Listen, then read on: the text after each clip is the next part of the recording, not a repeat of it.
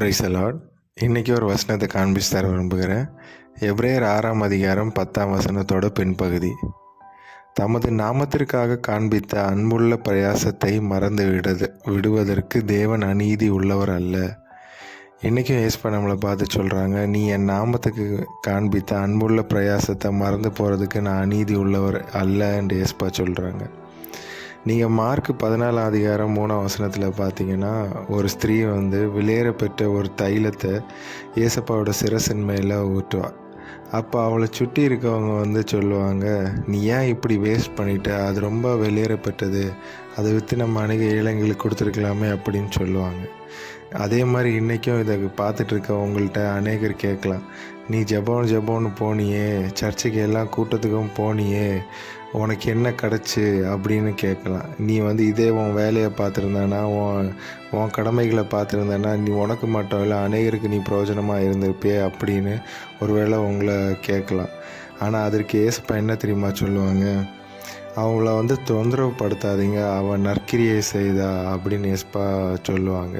அதே மாதிரி ஏசப்பா இன்றைக்கி உங்கள்கிட்ட சொல்கிறாங்க, நீ ஜெபிச்ச ஜெபத்தை நான் மறக்கலை, நீ எனக்கு வேண்டி உனக்கு கொஞ்சம் பலன் இருந்தோம், நீ எனக்கு வேண்டி இப்போ ஊழியம் செய்தல, அதை நான் மறக்கலை, நான் அதை மறந்து போகிறதுக்கு நான் அநீதி உள்ளவர் இல்லை அப்படின்னு ஏசப்பா சொல்கிறாங்க.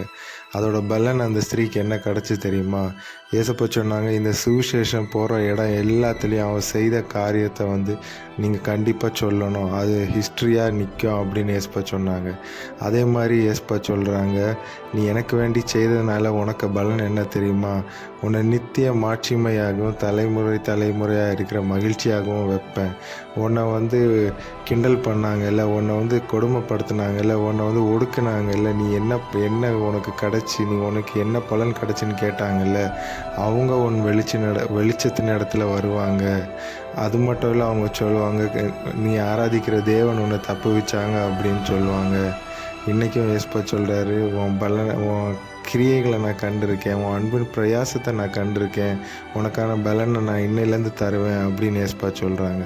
இதை ஒருவேளை முதல் தடவை ஏசப்பாவை அறியாத யாராவது பார்த்துட்டு இருந்தீங்கன்னா, ஏசப்பா ரொம்ப நல்லவர், உங்களை ரொம்ப நேசிக்கிறாரு, உங்களுக்காகவும் ஏசப்பா சிலுவையில் மரித்தார், உங்கள் பாவத்துக்கு வேண்டி, உங்கள் சாபத்துக்கு வேண்டி, உங்கள் நோய்களுக்கு வேண்டி ஏசப்பா சிலுவையில் மரித்தார். உங்களுக்கு என்ன பிரச்சனைனாலும் ஏசப்பான்னு கூப்பிட்டு ஒரு அப்பாட்ட உங்கள் பிரச்சனையை சொல்கிறது மாதிரி சொல்லுங்கள். உங்கள் பிரச்சனையை கண்டிப்பாக ஏசப்பா மாற்றி தருவாங்க. இந்த வார்த்தையின் மூலம் ஏசப்பா உங்களை ஆசீர்வதிக்கட்டும். ஆமேன்.